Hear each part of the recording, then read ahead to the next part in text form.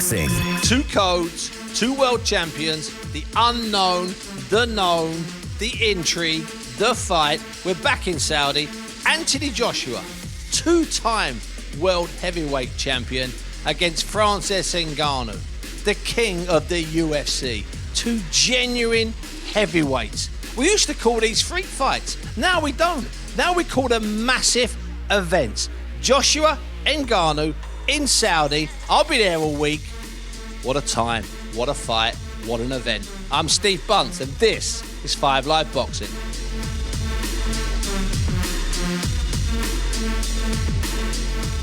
The only way to start the Saudi week is, well, obviously the main way to start the Saudi week would be to be out on a camel farm in the middle of nowhere under the stars, but we can't manage that. We did manage that a few years ago. Now, we've started this in my house on a Sunday. The fire's in the background. You might actually hear it crackling away. It does that. We've had a Sunday roast, and it was only so-so, Rich. I hold my hands up to that. But the olive oil and lemon cake was sensational. Let's get that right, son. The business that was the best thing today, that was. So, Richie Woodall, let me just say this first of all, Rich. Risk and reward, we talked about that. We talked about AJ. We talked about Ngannou. Who has most to lose?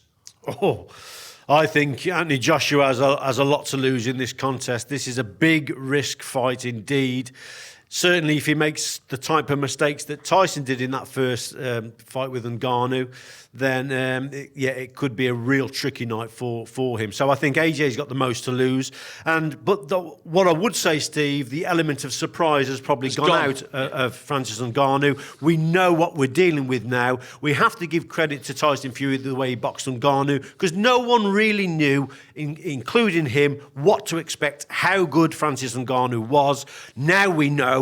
AJ knows. They'll have worked on tactics. They've got to get that right. So, yes, a risky fight, but one that could have a huge reward. So what did he bring then? Because I tell you what, I know that you've watched the fight back, and I've watched the fight back just a few weeks ago. Actually, I was doing some work before we found out that Fury and Usyk was off. I was doing some work on it. Now, we maybe forget that in that first round, Tyson Fury goes out to try and knock Ngannou out. In the very first 5, 6, 7 seconds, he puts it on Ngannou. And the punches just bounce off his head, Rich, in that first 10 seconds. Well, first of all, Steve, you've got to remember, if you look at Francis Ngannou, a lot of people would think he's fairly short, he's stocky, but he's 6'4". Yeah. So I was watching the contest again last night, and although, on paper, Tyson Fury was 6'9", there doesn't seem to be a lot of height difference in it. So where did the 5, 6 inches go then? Exactly. Did Tyson surrender them? He's not, although he's a stocky fella, he's not a short stocky fella. He's bulky, he's quite big up top, but he's not short, so he's quite deceiving. It's not as if Tyson Fury had a real big height and reach advantage, because he didn't. Well, he certainly didn't use it. No, if he had it, he didn't use it. And you know what, Steve? Looking at the contest now, and like I said, I watched it again last night, I think you have to give a lot of credit to Tyson, because he was sort of sailing on uncharted waters. No one really knew how good this fella was. And those waters got choppy here and there. They certainly did. Very early. But you could see that right from round one, he's trying to feel his way into the contest. He doesn't expect the response that he gets from the opponent. And it got sort of worse as the contest went on. It got more difficult. And it got more difficult not only physically but mentally, trying to work this opponent out. This guy was tricky. He's a decent pro that probably no one gave him credit for beforehand, because we didn't know how good he was. But another intriguing thing, when you actually look at Ngannou going into that fight, Rich, he hadn't fought for over 20 months. Okay, incredible. He hadn't fought for over 20 months. Okay, and Fury hadn't fought, admittedly, since the December, which wasn't much of a fight. No disrespect to Del Boy. December the 3rd, we were outdoors at Tottenham. So Fury can't use a bit of inactivity and a bit of ring rust. And I think, Rich, you've studied it closer to me and you know better than I do, but I thought that Ngannou was just getting closer each round. Not a lot, slow steps. And in fact, Ngannou, in some ways, this might sound rather controversial, Ngannou fought a bit more like a cagey, smart veteran than Tyson Fury, who is a cagey, smart veteran. So try and explain that to me, Rich Kenny, because I can't see how that worked. Well, why couldn't Fury nullify whatever this guy was doing? Well, I think from the word go, the way Ngannou started the contest, yes, he hadn't boxed for 20 months. He didn't know how good. He didn't really know how. He didn't really know how good Tyson Fury was going to be. But if anything, Steve, what was set in his mind was, I'm not going to go forward. I'm not going to make mistakes. I've got fairly slow feet. He offered nothing, Rich. He offered nothing. So, not a gap, not a space. So what he did, Steve, he stayed back. He said, let me just have a look at Tyson Fury. Let me just feel this contest out.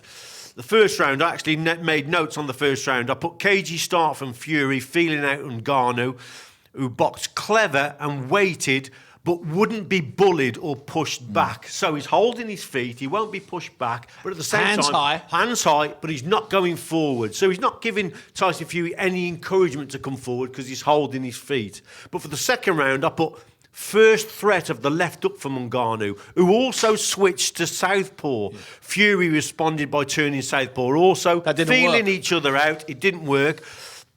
Fury trying to work out the style of Ngannou, and clearly unsettled. Yeah. I thought Fury's unsettled because after 2 or 3 rounds, Steve, normally he's sort of getting to grips with the contest. Starting to find his way. With most opponents, but here he wasn't doing that. So, Rich, on the night, and those notes are not dissimilar to mine, because my first note was about the second round, and it was Fury not happy. So unsettled and not happy. Yeah, Fury, if he's sitting at the end of this table now, he might argue the toss on those 2 descriptions. I'd think he'd be wrong because he didn't look right. And famously, Carl Frampton said to me, or nodded me, because I was up with him in the presentation box. You were down ringside, obviously with Darren Fletcher. I was up with Carl, Lennox, Law, Woodsy, and Dan Hardy, the MMA fighter. And Carl Frampton said after 20 seconds of the first round, Fury can't believe his power, because he was in a tussle, and suddenly Ngannou was strong. Yeah. And Fury's never manhandled. Remember, he handled Dillian White like Dillian White was a flyweight, and he was a super heavyweight. So, Rich, here's the interesting and intriguing thing here.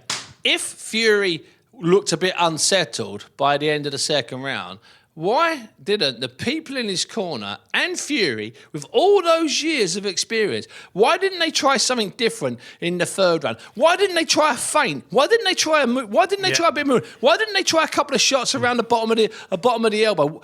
All things that you were thinking. Yeah. Why didn't they try them, Rich? Yeah, I agree, Steve. I think it was a big shock, not only for Tyson. I think it was a big shock for the whole camp, the corner. They couldn't really understand and believe how the fight was unfolding and how difficult it was sort of getting for Tyson. I mean, from round 3, I put round 3, knockdown, left hook, Fury coming forward, held feet too long after the attack. Also, first real signs of frustration from Fury, expecting Ngannou to come forward, but Ngannou very patient, choosing the attacks carefully.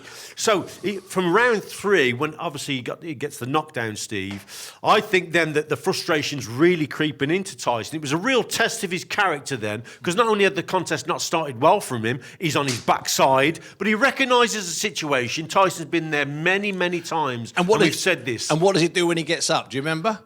Because he did exactly the same thing when he got up from Wilder, 12th round, Staples Centre, okay? So when you stand up, I'm going to stand up now, okay? Yeah. The referee's in front of you, and what does Fury do? He walks away. Yeah, he walks away. He gains 5 seconds. He goes for a wander. Clever. And so the referee's panicked. Clever. And the referee, listen, he's a great referee, Mike Griffin, I think his name is, great referee, but he semi-panics because suddenly he's got the heavyweight champion in the world who's just been on the floor, who's walked away. Now, he can't count him out, can he? Because he's never going to get out of it. So Rich, let's leave last October's fight. Yeah. Let's bring it forward a little bit.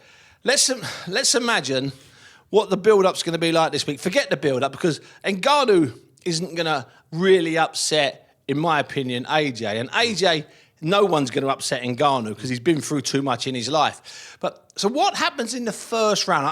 I know you've done your work on the rest of the fight, but let's go from that knockdown, from that knockdown round. Yeah. AJ's going to have watched that. Yeah. Ben Davison is going to have watched that. And we'll talk about the Ben Davison-AJ relationship in a moment. So as we go into this fight now, AJ would have, forget the other 9 rounds, and I really mean that. Yeah. He's going to be looking at that round. Yeah. That big looping well-timed left hook, which lands somewhere on the neck and head. So what do you imagine AJ will want to do or need to do differently as he comes out? It's a straightforward bullet point round. Well, to answer the question, Steve, but first of all, I'd like to say, let's remember now, the surprise element has gone. It's gone. Totally gone from Ngannou. No one knew what Ngannou was going to be like, did they? And especially Tyson. Now then, so you're looking at AJ now. He will have looked at how that fight went. The surprise element's gone. He knows what he's dealing with. Also, he's got a very good coach in his corner now with Ben Davison, who's tactically can get things right. And he's known that. And he's about analysis, stats, creativity. Absolutely. So what he'll be saying to him most definitely is, because the mistakes that Tyson made was, Tyson sometimes, he wasn't as accurate with his first jab a lot of the time. He fell in, and when he got actually clipped with the left hook, it's because he actually, if you look at it, he started an attack, held his feet, and then got caught with the counter. So I think AJ, now I'm not saying he's got to be up on his toes and in and out with his feet, but he can't afford to stand a lot more trade. mobile. Yeah, he's got to be mobile. Okay, now then. But that shouldn't that have been Fury's game? He's a big fluid, right, 19, 20 stone dancer. What happened? Well, this is why I think he didn't prepare for the contest the way he should have done, and probably not as serious. He didn't take the contest as serious, because that in and out Tyson didn't seem to be there. Not that the fitness wasn't there, but he just wasn't as agile and as more mobile as what he is normally. So you have to give credit to Ngannou, most definitely. But I think because Tyson really took his eye off the ball in the training, in my opinion, in the training camp, he thought it was going to be easier. He just didn't quite have that mobility that what he normally got. Now, what I'm expecting from AJ is, and what I think Ben Davison will be telling AJ, you must keep the punches straight and long. You have to maintain a gap. If you fall in and miss the target with this guy, then he's going to catch you with his hook, most definitely. He's a powerful man, so box him at range, behind that straight jab, behind that long straight right hand. But the important thing is, vary the angles on the right hand. Angles, definitely. But the important thing is, Steve, he cannot afford to hold the feet. That's where Tyson got clipped here and there. When Tyson was actually moving, there's more problems for Ngannou. So in the last 4 or 5 rounds, as Ngannou inevitably slowly tired, which he admits to that. So if you look at Ngannou's style, pretty flat-footed, prefers the opponent to come to him. I can understand that.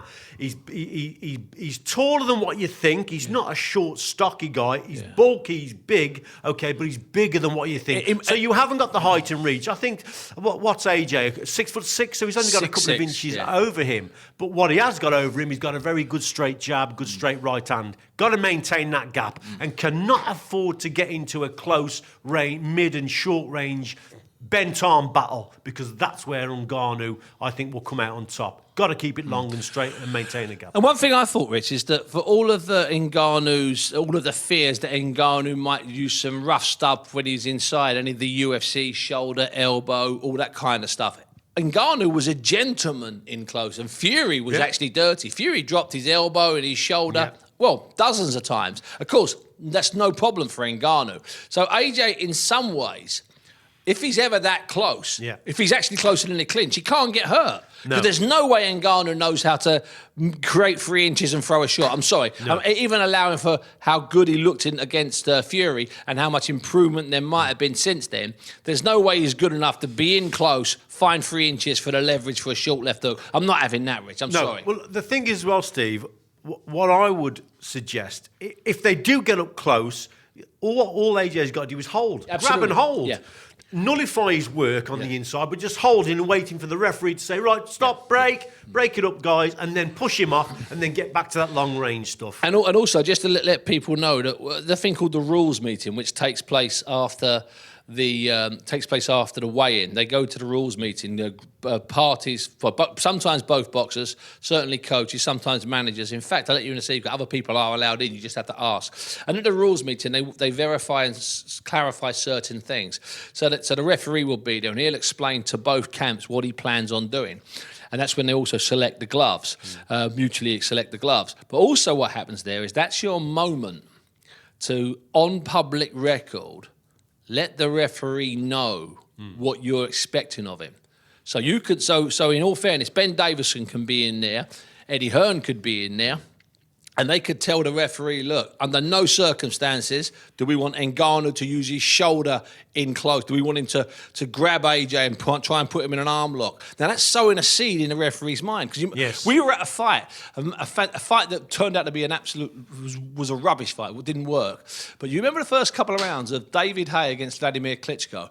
And Adam Booth had scolded the referee and was screaming at the referee when they were in the ring, rules meeting, telling him, don't let Klitschko hold. In the first 10 seconds, he gets a break. He gets told not to hold. 20 seconds later. So in the first round, he gets broken about 10 times. Yes. And the referee's on the case. You can help your case. Yeah. But so I think that rule's going to be quite interesting. Yeah, and also remember the Ricky Hatton and the Floyd Mayweather situation where they didn't do it. Where they didn't do it. It's no good. It's no good trying to get the ref's attention in round 5. You've got to get the ref. You can do it when he comes to your dressing room before the fight, admittedly. But the main place where it's on record. Yeah. Is the main place where it's on record is at that rules meeting. And that could be quite interesting here. Because if you're hitting Ngannou, then you're taking a breather inside and he's trying to work and he's pulling your arms. You know, any of those could be tricky moves because that's what he does in the UFC. So I would bet that Ben Davison forces the referee. And I wouldn't be at all surprised. The first clinch, the referee jumps all over Ngannou. Yeah, absolutely. You know, at the end of the day, Steve, this is a contest. I think this is a contest that if you get the tactics wrong and if you fight the way we just spoke about there, about inside, short and mid-range, this could be a difficult night for AJ. If he gets the tactics right, I think AJ could look $1 million here. Like we thought Fury would. Yes, absolutely. But at the same time, Steve, there wasn't that surprise element. We didn't know what we was expect. We didn't know what to expect with Ngannou that first time. But we thought we tried to look at his style, which we'd never actually seen him box. But the physique of him, and we actually thought that yes, he'll be better on the inside. Fury's got to keep it long. Tyson will suss that out, and it should be a fairly comfortable and easy fight for him, which it wasn't. But now, AJ's been looking at that, Ben Davison will have been looking at that, and Ben Davison will be pointing these things out. Look, you cannot afford to mix it with this guy in at short and mid-range. He's a powerful man, and he will prefer that type of contest. You must always try and fight the opposite to what your opponent wants to fight. And I think AJ, if he boxes long range, he gets the tactics right at distance, he can look really good. Now, interestingly, Fury said afterwards, in his defence, he said, well, he was really awkward. Now, I didn't find him at all awkward. Now, there must have been something we didn't see, because I thought he was going very well. I mean, I thought that all Ngannou did was he's trained in being hit. So, you know, he's tough. He's not going to panic if he gets clipped with a shot because he's been kicked in the face and all sorts of stuff in the MMA, certainly in the UFC version of it. So actually, Rich, what I think he did really well was what any well-trained novice heavyweight does really well. So when you're training a novice heavyweight, a guy that's never had a fight, you got him in the gym.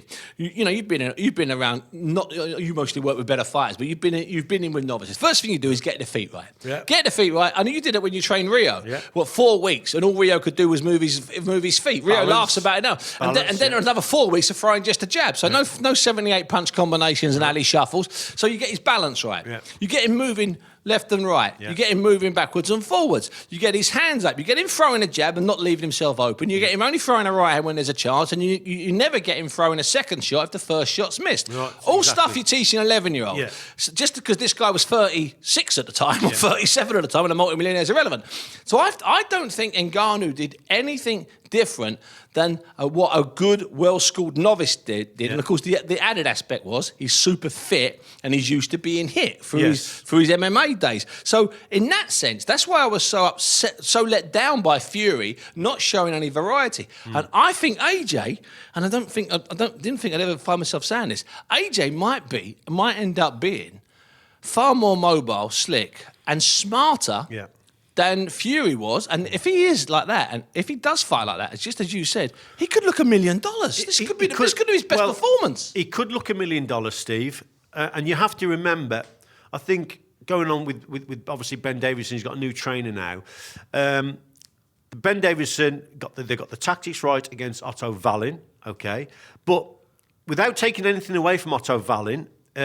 that fight for me was a fairly comfortable fight to start the relationship off with. This is going to be much more different. This is a real test. Now, like I said, I give respect to Otto Wallin, but let me tell you something, Steve. You have to ask yourself, how did that Otto Wallin fight come about? I'll tell you how it's come about. Either AJ has said, I want to fight Otto Wallin, or someone from his camp has said, AJ, what about Otto Wallin? And he's okayed it. Now, we have to go back when he sparred Otto Wallin. I was there with those spars back in 2016, 20... Boxed him a couple of times and sparred him on camp. Boxing him amateur, and he sparred him a lot in camp. At no point, Steve, did I ever see Otto Wallin really give AJ any problems. So when that fight is offered to AJ, that's in his head. He remembers that. He's the one that's okayed the fight. Yes, I want to fight him. It's not mandatory for any title or anything like that. So, you see what I mean? So, he's confident, Steve, in the fight happening. They got the tactics right. I thought it was a very good display by AJ, and Ben Davison got the tactics right. But this is totally different because from what we've seen from Francis Ngannou, this is a threat. It's a threat because he gives Tyson Fury, the heavyweight championship, the heavyweight champion of the world, a really hard fight. So this is going to be a test not only for AJ, but for Ben Davison as well. He's got to get the tactics right here. If he gets them wrong, it could be a horrible night for AJ. Well, let me just say this, Richard. We'll have a break in a moment. We'll come back, and when we come back in the second part, we'll talk more about what Ben Davison's influence, actually direct influence, has been. Yep. But let me throw this at you as a curveball. Otto Wallin also gave Tyson Fury 12 rounds of hell in Las Vegas, where at the end of that fight, Tyson had 47 stitches or 42 stitches. And what's more, there was that moment in the ring when I was interviewing Frank Warren, Bob Arum, Tyson Fury, and Ben Davison, and all four of them, none of them had a thing to say because they thought they'd ruined the chance of the Deontay Wilder rematch because of the cut. This was in, I think, November or whatever, September, and that was scheduled for January.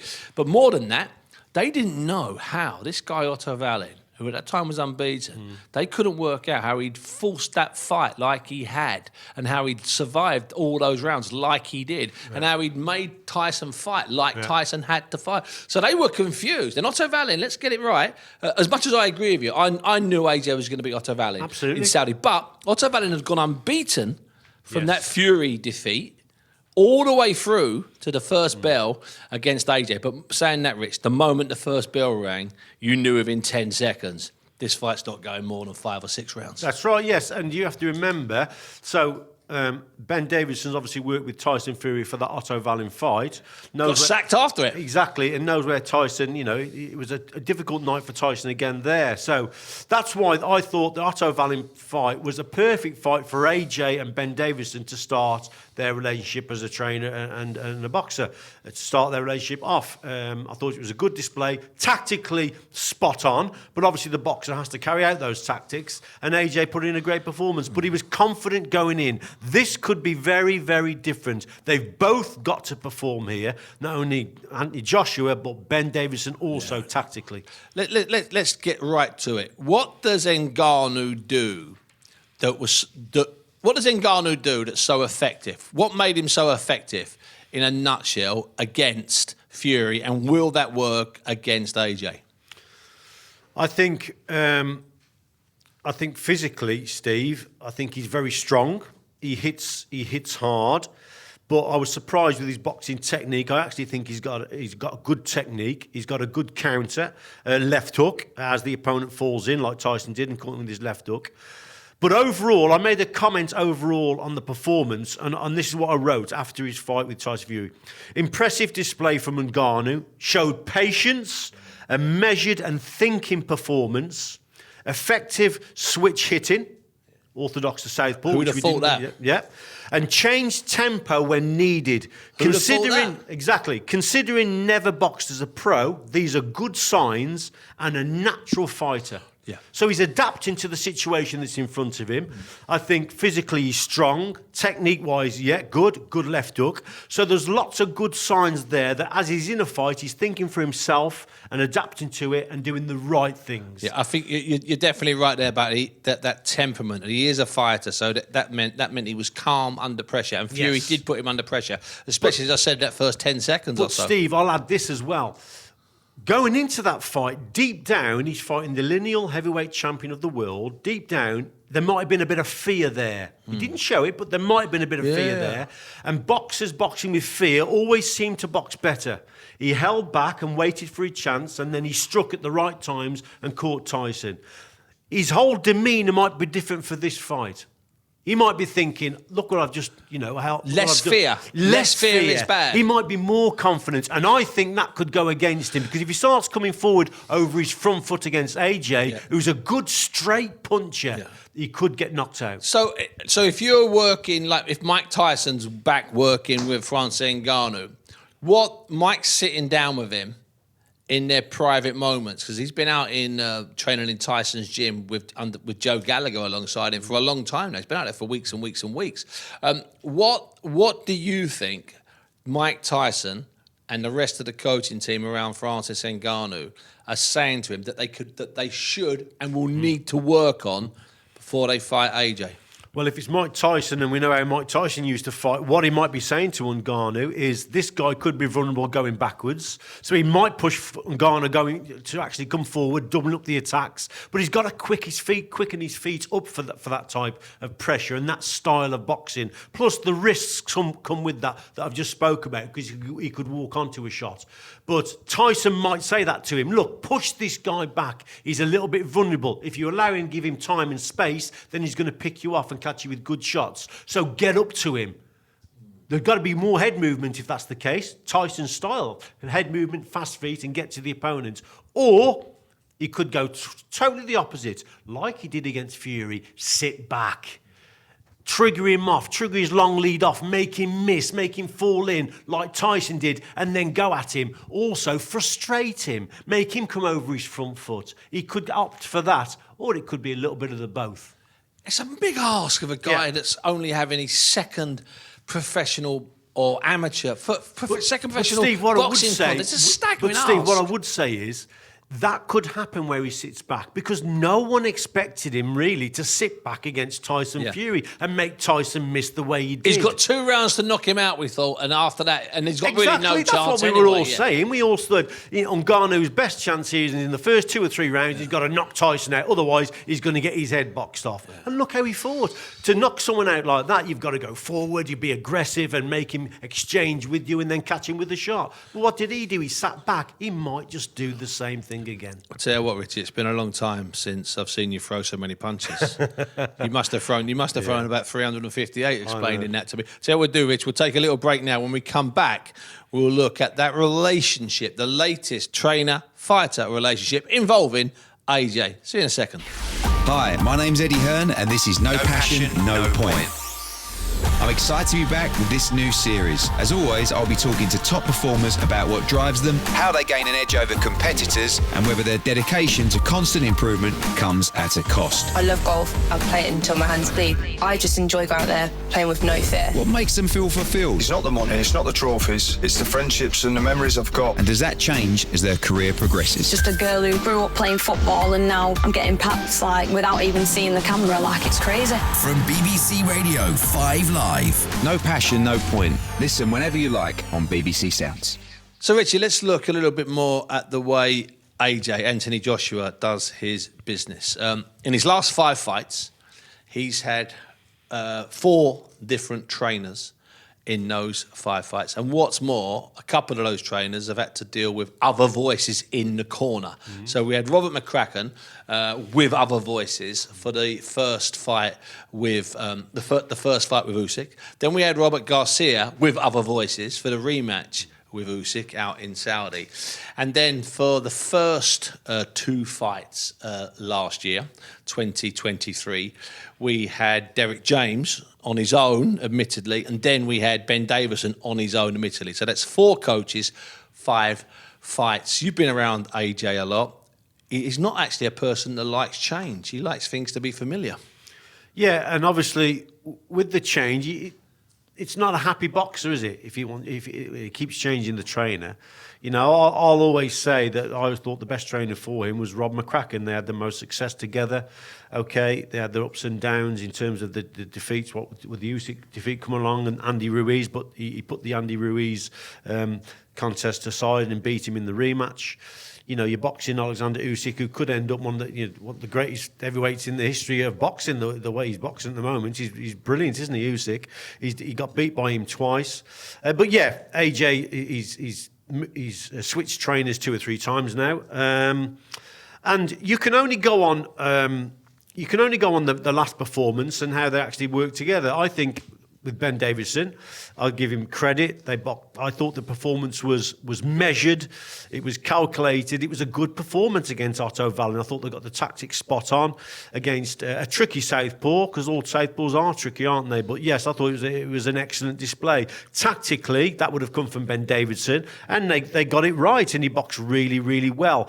But before that, yeah, it's an AJ that's not happy if he keeps on switching trainers, which is a little bit of a worry, to be quite honest. But maybe now he's settled down a little bit more. Yeah, and there were moments in the Franklin fight last year and the Hellenius fight last year where AJ, I know we've talked about this before, I don't want to go over too much old ground, but where he did look a little bit confused. Yeah. He wasn't quite sure, whereas it seemed to me against Otto Wallin, and as I've made a defence of Wallin, because Wallin was like top 5, top 6, and people didn't really want to risk fighting him, and AJ not only did a job on him, I thought he looked good doing the job. He mixed it up. He looked more relaxed. His shoulders were down, not up. He didn't seem stiff. He just seemed relaxed. And that has to have been not just Ben Davison, but also that environment that Ben Davison's got there. It's not quite an amateur club, but there's a lot of fighters in there, and also a lot of fighters in there that AJ knows from his days up in Sheffield. And he seems to me to be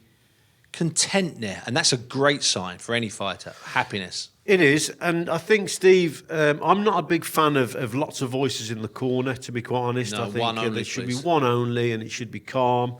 When you've got people shouting at you here, there and everywhere, then I don't think that's a good sign. But hopefully now he'll have settled down.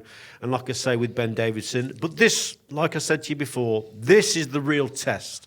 The first fight was a good fight for both of them, stylistically, for AJ, confidence-wise as well. He thought that he could beat Otto Wallin, and that would have come from those spars, most definitely. Tactically, they got it right. Now this is a different kettle of fish, because you're in against someone who is a threat. And like I said, Ben Davison will have to get it right tactically, as well as AJ getting it right physically in the contest. So this is a proper test of their relationship. Because in the past, AJ has had conversations during rounds, like meaningful conversations. Him and Rob McCracken often discuss stuff in between the rounds. I remember after AJ was dropped by Vladimir Klitschko at Wembley on that night back in April, I think 2017.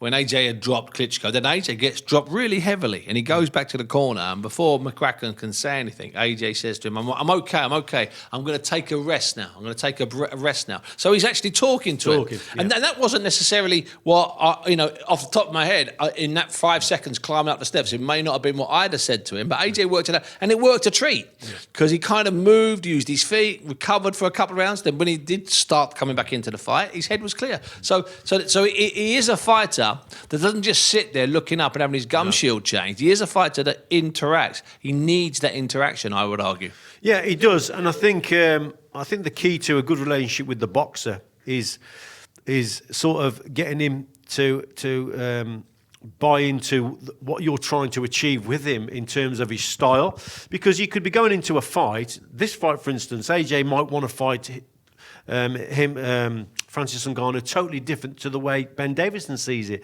So it's important that Ben Davison, they're both on the same hymn sheet here. The tactics have got to be spot on. From my point of view, the tactics have got to be at distance. It'd be interesting to see how Ben Davison sees the contest.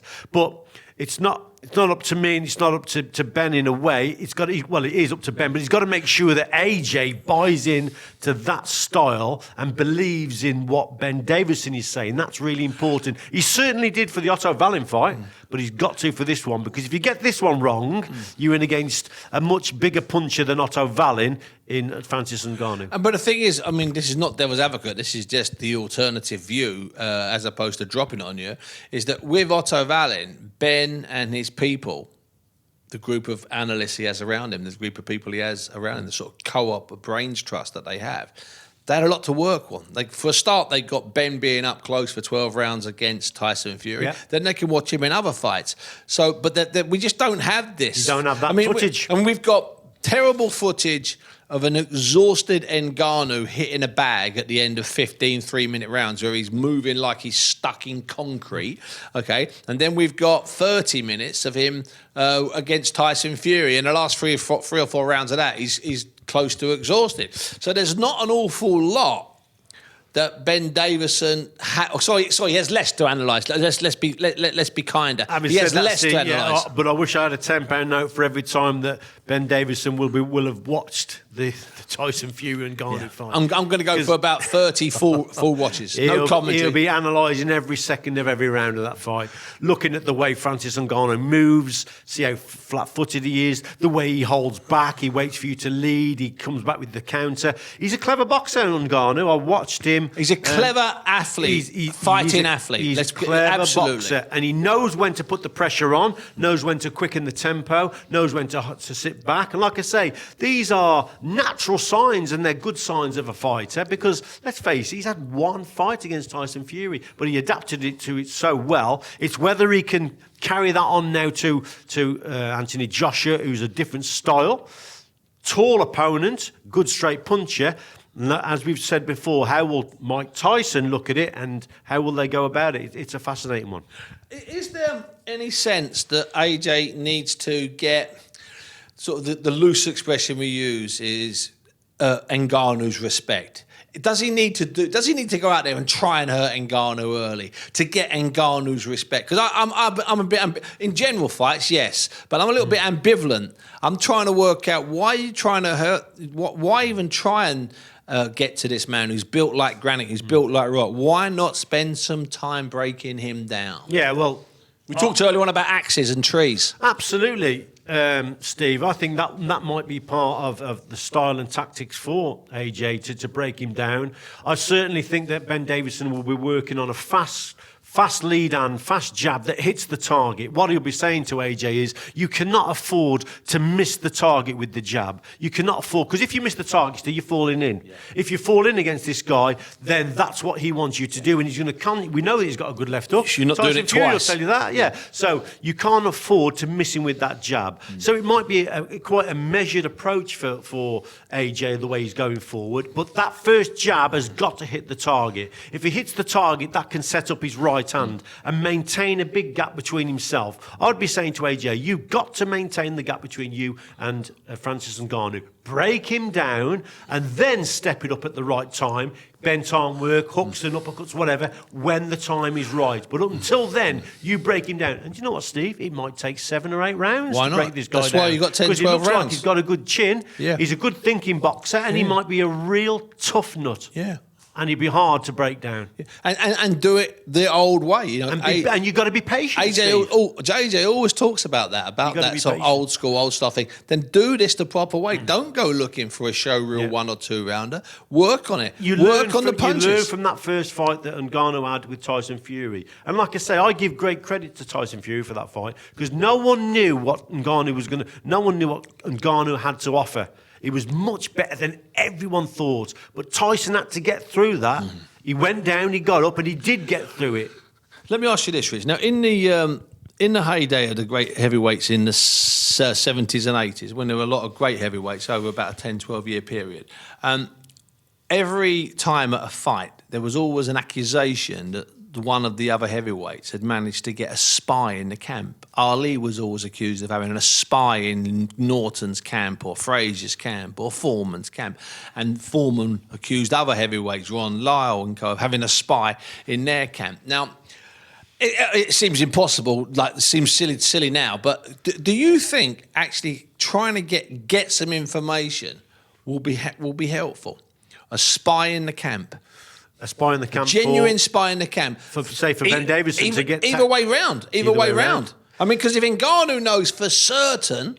I think... So we do so much open these days, so much public, but during those open and public things, they give away nothing. You can go and see AJ in the gym, you can see AJ at the open workout, and what you're really seeing is a 6'6" man do a couple of calisthenics, old style words, stretch his hands, put a pair of bandages on, smile and get out the ring. So what I'm saying is actually getting genuine spies in the game, because I think that Spencer Brown, who looks after and manages and is integral to the whole Saudi boxing movement, Tyson Fury's man, he has declared that there's a spy in the camp, and we'll find that spy. We'll find that rat. He's convinced that there's a spy inside their camp. Really? Yeah. Well, so I think I like it. If there is a spy in the camp, I think it would benefit. Ben Davison more in terms of being a coach, because let's face it, you've only got one fight to have a look at Ngannou against, haven't you, with Tyson Fury? Whereas the Ngannou camp have got all the fights that AJ's had. They can analyse how he's boxed over so many years. So I think if there was a spy in the camp, it would definitely benefit, I think, Ben Davidson, because there's only one fight you can look at to actually analyse Francis Ngannou, and that's against Tyson Fury. So answering your question, it would benefit Ben Davidson for me, if there is a spy. Okay, Rich, now, you're not going to be in Saudi all week. Can you believe it? No, I can't, because this should be the start of our second week in 3 where we've been inseparable, where Woodall's tours take place every morning, that we go for walks, that we go and find somewhere for breakfast and occasionally pay for it, where we search out our hotel to find out it's the only hotel in Saudi that doesn't have a pool, that doesn't have a sauna, that doesn't have a jacuzzi, where you can't get a cup of coffee. So all those kind of things. But you should be with me. And I'm going to feel half naked not having you next to me. It's going to be really weird not being able to call you up. Do you remember that time we went out, Richie, for AJ and Ruiz, and we were staying somewhere in Riyadh? Yeah. And I found out that the hotel next door, and I'd blagged my way in, they had a sauna. There's a good one. And I remember saying, let's just go and have a sauna. So we went over, you and I, and the guy there, the geezer on the desk, showed us the sauna. It was boiling hot. And he gave us a pair of those paper shorts. That's right, yeah. But disintegrated. So the longer you stayed in there, the paper just melted. So in the end, I got up and I just had like a couple of strips of paper hanging down. And you were going to me, well, I'm not sure about this, Stevie boy. I'm not sure about these shorts. Anyway, so it's going to be really odd not having you there, to be perfectly honest with you. Yeah, Rich, I'm going to ask you this really early week, and so much can happen throughout the week, and I appreciate that. So this is the Monday night. Let's do it that way. You're on the Monday before the fight. How's it going to play out? It's going to be Friday night. Well, it might be at 1 o'clock in the morning Saturday, but it's really, it's Friday evening, close to midnight. How's this fight end?